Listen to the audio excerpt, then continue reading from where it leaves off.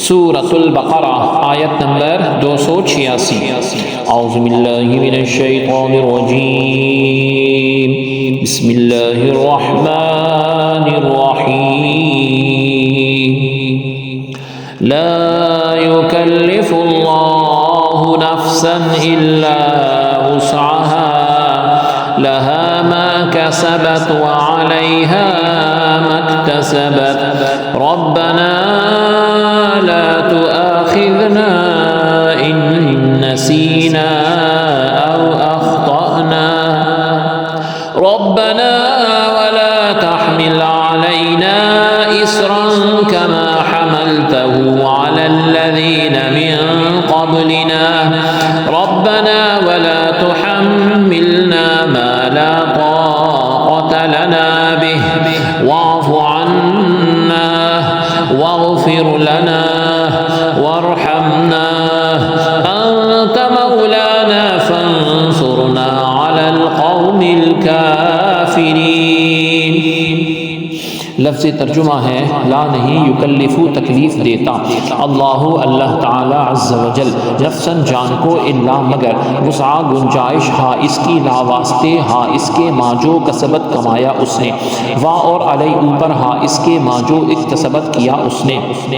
ربا اے رب، نہ ہمارے لانا تو آخذ پکڑ، نہ ہمیں ان اگر نسینا ہم بھولیں، او یا اخطانا ہم خطا کریں۔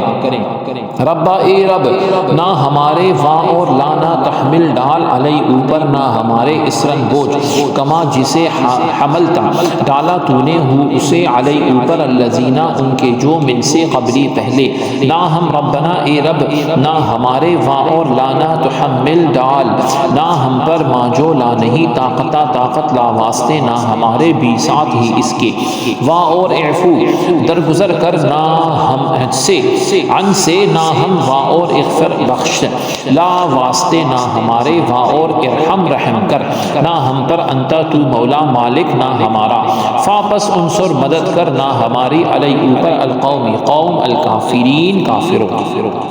با محاورہ ترجمہ ہے اللہ رب العزت کسی جان کو اس کی طاقت سے بڑھ کر تکلیف نہیں دیتا، اس نے جو نیکی کمائی اس کے لیے اس کا اجر ہے، اور اس نے جو گناہ کمایا اس پر اس گناہ کا عذاب ہے۔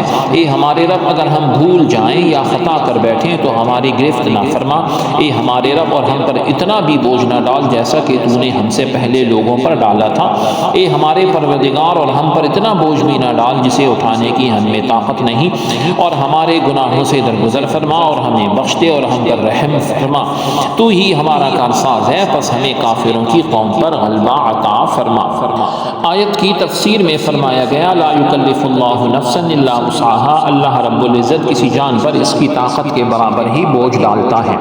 اللہ تعالی عز و جل کسی پر طاقت سے زیادہ بوجھ نہیں ڈالتا، لہٰذا غریب پر زکوٰۃ نہیں، نادار پر حج نہیں، بیمار پر نماز میں قیام فرض نہیں، معذور پر جہاد نہیں، الغرض اس طرح بہت سے احکام معلوم کیے جا سکتے ہیں۔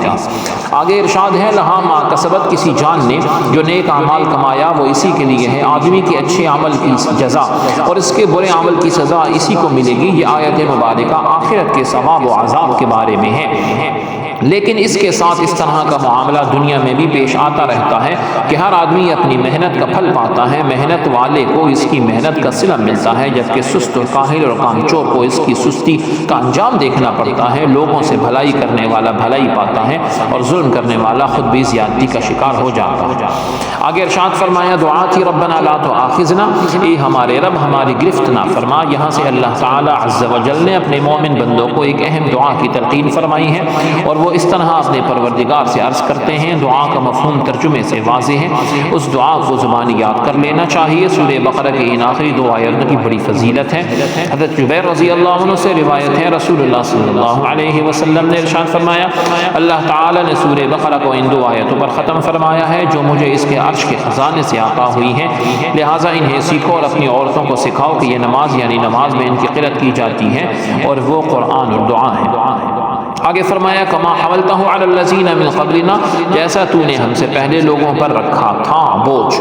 بنی اسرائیل پر کئی احکام ہم سے زیادہ سخت تھے، جیسے بعض گناہوں کی توبہ میں خودکشی کرنا، ناپاک کپڑے کا جلانا، گندی کھال کاٹنا اور زکوٰۃ میں چوتھائی مال لینا۔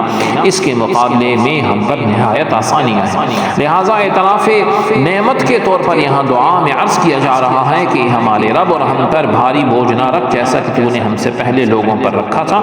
یاد رہے کہ محمدیہ صلی اللہ علیہ وسلم پر یہ کرم نوازیاں رسول اللہ صلی اللہ علیہ وسلم کے صدقے میں ہیں۔ رب العزت ہم سب کو دنیا اور آخرت دونوں کی شاندار کامیابیاں نصیب فرمائے۔ سبحانک اللہم و بحمدک، اشہد ان لا الہ الا انت، استغفرک و اتوب الیک۔ وصلی اللہ تعالی علی خیر خلقہ محمد وعلی آلہ واصحابہ اجمعین برحمتک یا ارحم الراحمین۔